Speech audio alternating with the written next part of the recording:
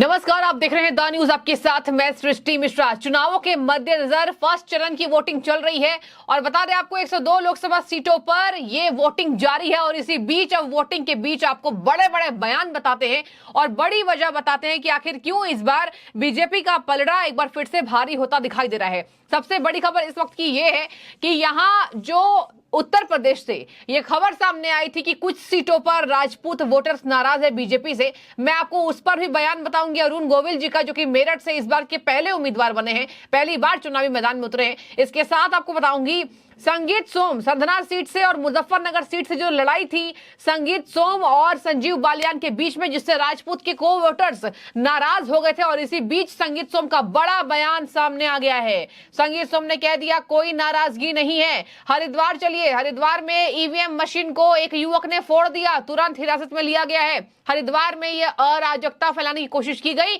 उत्तराखंड सरकार ने तुरंत एक्शन लिया है। हरिद्वार में आज वोटिंग थी और इसी बीच हमने देखा ईवीएम मशीन पर एक युवक ने अपना गुस्सा जाहिर किया और कहा ईवीएम मशीन पर हमें विश्वास नहीं है, बैलेट पेपर पर चुनाव कराइए, भाजपा चुनाव में धांधली करती है। उस युवक को तुरंत ही हिरासत में लिया गया है। हरिद्वार से ऐसी खबरें हमने देखी। आपको मैं बता दूं, उत्तर प्रदेश की चुनाव हो चाहे कहीं के भी चुनाव हो, सबसे ज्यादा पश्चिम बंगाल में हंगामा दिखा।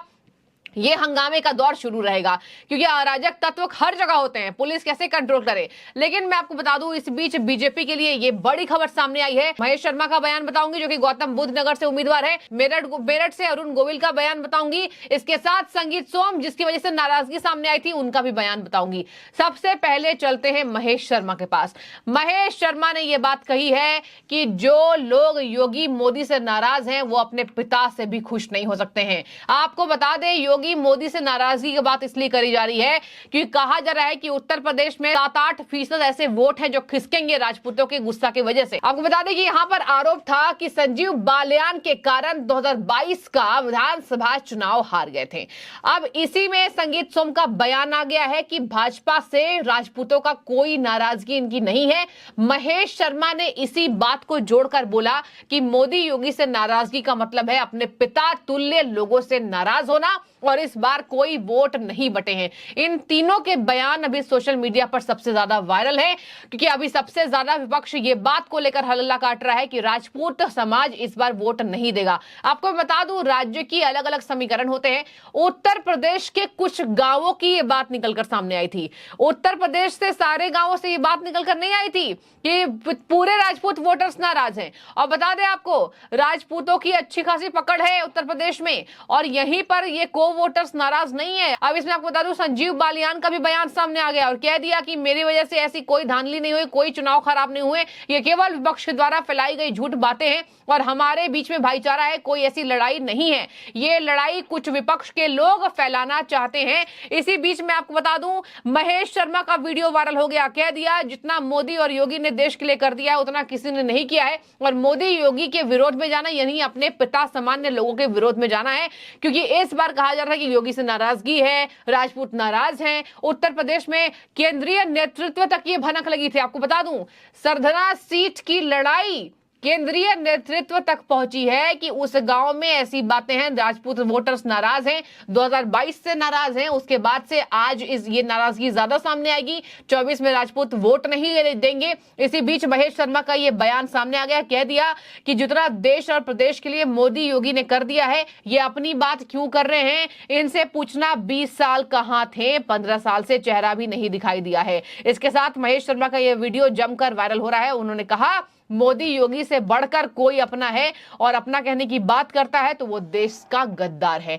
ये महेश शर्मा का बयान इसीलिए वायरल हुआ क्योंकि ऐसा आपने देखा होगा कि राजपूत और ब्राह्मण कुछ हैं वो नाराज हैं। ऐसी कोई बात सामने नहीं आई। इन बातों का खंडन अब खुद भाजपा के नेता कर चुके हैं और कह दिया कि मोदी योगी को अपना नहीं समझते हैं, वे अपने बाप को भी अपना नहीं समझते। और ये वीडियो ही यहां पिछले शुक्रवार को महेश शर्मा ने बुलंदशहर जनपद के खुर्जा में एक निजी फार्म हाउस में चुनावी जनसभा को संबोधित करते हुए कहा था। इसके साथ मैं आपको बता दूं कुछ कड़ियां हैं दर्शकों।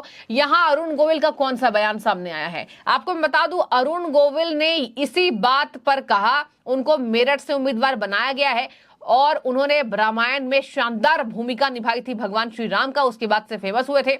अब योगी जी जब वहां मेरठ पहुंचे तो उन्होंने बोला कि अरुण गोविल को यह धारावाही करते हुए इस बात का पता नहीं होगा कि कभी ना कहीं रामलला अपने घर पर लौटेंगे। जैसे हमने देखा अयोध्या में भव्य राम मंदिर बन गया, तो राम मंदिर का मुद्दा हावी है और अरुण गोविल को एक अच्छा चेहरा भाजपा मान रही थी। अरुण गोविल ने राजपूतों को साधने के लिए यह बात कही है कि मेरी पत्नी खुद राजपूत है, यानी उन्होंने दिखाने की कोशिश की और ये बात भी सच है कि मैं आधा राजपूत हूं। अब उन्होंने बोला कि जैसे मैं अपने ठकुराइन का यानी कि राजपूत समाज का और उनसे ही मेरी पत्नी बिलोंग करती है आती है, तो जैसे मैं उनका गुस्सा झेलता हूं वैसे मैं आप सबका गुस्सा झेल जाऊंगा। ये बात राजपूतों को पसंद आई और कुछ राजपूत ये भी कह रहे थे कि हम इस बात की पुष्टि करें, हम इस बात का पता लगाएंगे क्या ये अरुण गोविल ने वाकई ये बात बोली है। बिल्कुल ये बात बोली है और अरुण गोविल ने ये बात कह दिया है कि हम मना लेंगे। तो इसका मतलब ये साफ है कि अरुण गोविल इस बार राजपूतों को मना लेंगे, उत्तर प्रदेश की जनता का बम्पर वोट पाएंगे, क्योंकि इस बार उनके चेहरे पर जो दांव खेला है बीजेपी ने, कहा जा रहा है कि यह सफल और सार्थक सिद्ध होता दिखाई देगा। खुद योगी आदित्यनाथ ने उनके पाले में वोट करने के लिए यहां पर योगी जी ने जनसभा को संबोधित किया था और कहा था कि अरुण गोविल जी को आप भारी बहुमत से इस बार के चुनाव में जिताएं और मेरठ से अपना प्रत्याशी चुनें और इन्हें विजयी बनाएं। अब मैं आपको बता दूं, ये राजपूत समाज की नाराजगी पहले चरण में ये बात साफ दिखाती है। संगीत सोम का वीडियो आ गया है, कहा कोई नाराजगी नहीं है और हम जैसे पहले से भाजपा को वोट देते आए थे मेरे समाज के लोग देंगे और ऐसा कुछ नहीं है कि मेरे समर्थक भाजपा से नाराज हैं। आपको मैं बता दूं, कैराना, सहारनपुर, मेरठ, मुजफ्फरनगर, इन सब में जितने भी राजपूत वोटर्स हैं, अब कहा जा रहा है कि वोट नहीं बदलेगा। एक और बात मैं आपको बताती हूं, आरएलडी के जयंत चौधरी के भाजपा में मिलने से 2 नए वोटर्स जुड़ गए हैं, जाट वोटर्स और कुछ मुस्लिम बाहुल्य इलाके में जो जयंत चौधरी की पकड़ थी वहां के वोटर्स भी जुड़ चुके हैं। तो कहा जा रहा है कि अगर राजपूत थोड़े बहुत भी इधर उधर छिटके तो जाट वोटर्स और मुस्लिम वोटर्स ये मिलकर उत्तर प्रदेश में कल लोकतंत्र के इस महायज्ञ का पहला चरण है और कल से वोटिंग शुरू होनी है। वोटिंग का अर्थ होता है कि हमारा अधिकार है, ये देश के प्रति हमारा कर्तव्य है ये। तो हमें देश के प्रति अपना कर्तव्य निभाना है और अपने अधिकार का पूर्णतया प्रयोग करना है। यही निर्धारित करता है कि देश की दिशा क्या होगी और देश की दिशा हमारी निर्धारित हो चुकी है। परम आदरणीय श्री नरेंद्र मोदी जी के निर्देशन में देश ने जो गति पाई है, जो प्रगति पाई है, वो अभूतपूर्व है, अद्भुत है। जो हमारे प्रदेश ने बाबा के निर्देशन में जो प्रगति की है वो अभूतपूर्व है। ये दोनों का जो कॉम्बिनेशन बना है, ये ऐसा कॉम्बिनेशन पहले कभी देखने को नहीं मिला हमें। तो जब उन्होंने देश के प्रति अपना इतना कर्तव्य निभाया है, तो हमारा भी कर्तव्य बनता है कि हम अपने देश के लिए अपने कर्तव्य की आहुति दें।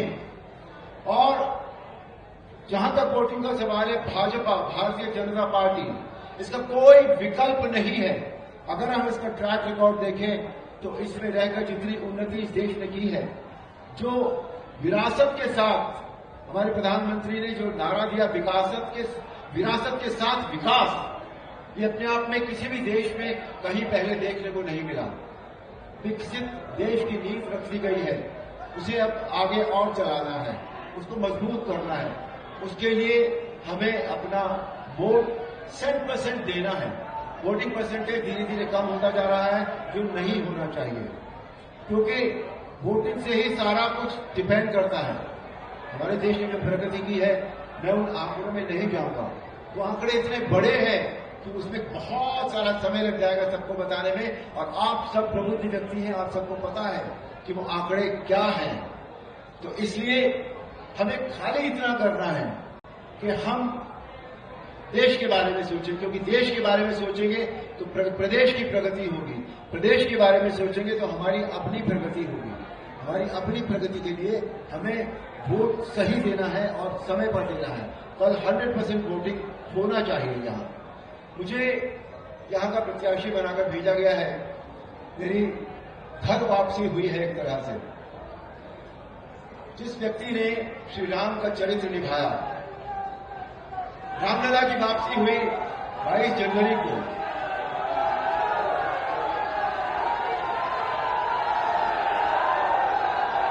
मोदी योगी, मोदी योगी। आप दोनों ने जो मेरे ऊपर विश्वास रखा है और जो मुझे घर वापसी हुई है मेरा पूरा प्रयास होगा कि मैं अपनी सक्षमता और योग्यता जितनी मुझ में है मैं उसमें पूरा प्रयास करूंगा। उसमें कोई भी कसर मेरी ओर से बाकी नहीं रहेगी। मेरे विषय में दो तीन बातें विरोधी पक्ष द्वारा कही जा रही है बहुत ज्यादा। वो कहते हैं कि मैं बाहर का व्यक्ति हूं। मैं यहां पैदा हुआ, मेरठ में पला बढ़ा, मेरठ में मैंने पढ़ाई की। जब भी मुझसे पूछा गया कि मैं कहां का हूं तो मैंने यही कहा, मेरे मुंह से यही निकला कि मैं मेरठ का हूं। तो मैं बाहर का व्यक्ति कैसे हो गया? दूसरी बात, मेरे बारे में ये कहा जाता है कि मैं प्रचार के वक्त गाड़ी से नहीं उतरता। मैं ये कहता हूं कि कीप डिस्टेंस, थोड़ी दूरी बनाकर रखे मेरे से। मैं गाड़ी में चलने पर मजबूर इसलिए हो गया हूं कि मेरे उतरते ही जो भाई बहनों की और जो कार्यकर्ताओं की भी जो भीड़ उमड़ती है फोटो खिंचाने के लिए, अगर मैं वो करूंगा तो मेरा एक दिन के काम को मुझे 10 दिन देने पड़ेंगे, जो संभव नहीं है। व्यस्तता बहुत है, मुझे काम बहुत करना है, मैं सिर्फ जनसंपर्क कर रहा हूं। इसके लिए मैं आपसे क्षमा भी मांगता हूं और जब मैं यहां वापस आ जाऊंगा उस वक्त आप जितने फोटो चाहेंगे उतने मैं आपके साथ खिंचाऊंगा।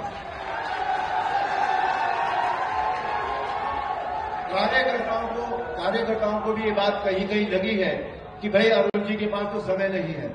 अब समय की बात मैं आपको बताऊं, मेरे घर की बात अगर मैं करूं, मेरी पत्नी श्रीलेखा वो अलीगढ़ की है और चौहान है, ठाकुर खानदान से है। अब जब मैं घर में कई दिन हो जाते हैं, मैं व्यस्तता के बाद जब उनको समय नहीं देता हूं तो फिर मुझे ठकुराइन का रूप देखना पड़ता है।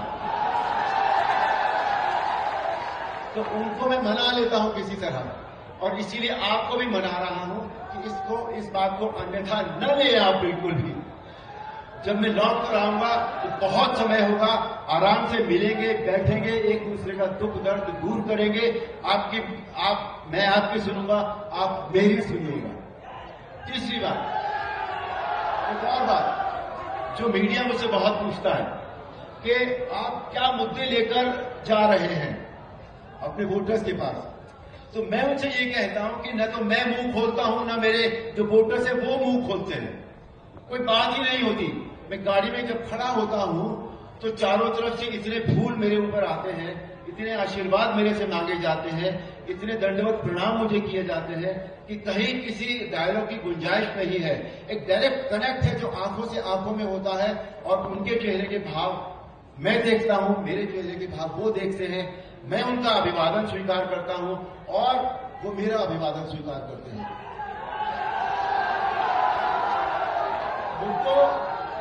देखिए, मुद्दे जो डिपेंड करते हैं वो विकास पर डिपेंड करते हैं। आज का एक ही मुद्दा है हमारे पूरे देश का, विकास, जिसकी राह, जिसकी गति ऊपर श्री मोदी जी ने और हमारे प्रदेश में श्री योगी जी ने निर्धारित कर दी है। विकास एक प्रक्रिया है, वो कहीं भी खत्म नहीं होता, कहीं भी रुकती नहीं है वो। तो जितना मेरठ और हापुड़ लोकसभा में काम हुआ है उसको आगे बढ़ाना वो मेरी जिम्मेदारी है। तो इसलिए ये मुद्दे की बात करना कोई, मुझे नहीं लगता कि इस समय ये समय है। जब वापस आऊंगा तो आपके साथ आपकी जो भी परेशानियां होंगी, जो भी बात होगी, उसको मैं पूरा ध्यान रखूंगा और अपनी सक्षमता के साथ, अपनी योग्यता के साथ उन्हें हल करने की पूरी कोशिश करूंगा। और अंत में एक बात और, केवल एक बात और कहना चाहूंगा। रामायण में एक चौपाई रामायण की सबसे ज्यादा प्रसिद्ध है, रघुकुल रीत सदा चली आई, प्राण जाए पर वचन न जाए। ये मेरा वचन है आपके लिए। मैं यहां का हूं, यहीं रहूंगा, ये मेरी जन्मभूमि है और अब मैं इसे कर्मभूमि बनाने का आप सबको वचन देता हूं। भारत माता की वंदे। इन लोकसभा हॉट सीट है, जैसे ये मेरठ हॉट सीट है, मुजफ्फरनगर, ये सब हॉट सीट है, और इन सीटों पर जो है भाजपा को विजयी बना देंगे। तो ऐसे भी समीकरण जो वोट का होता है, जो जातियों पर आधारित होता है, वो नहीं बटेगा। तो देखिए पूरी खबर थी, और ये खबर इसलिए इंटरेस्टिंग है क्योंकि सबसे ज्यादा चल रही है कि राजपूत और ब्राह्मण नाराज हैं, ऐसी बात खारिज कर दी है खुद संगीत सोम ने। अब मैं चाहूंगी आपकी राय, क्या हमें देख रहे हैं राजपूत वोटर्स, या फिर आपको लगता है कौन सी पार्टी इस बार विजयी होगी? क्या लगता है उत्तर प्रदेश में कौन पार्टी कमाल करेगी? उत्तर प्रदेश में सपा यानी कि अलायंस कमाल कर पाएगी, या फिर बीजेपी अकेली काफी है? जरूर कमेंट कीजिएगा। शुक्रिया आपका।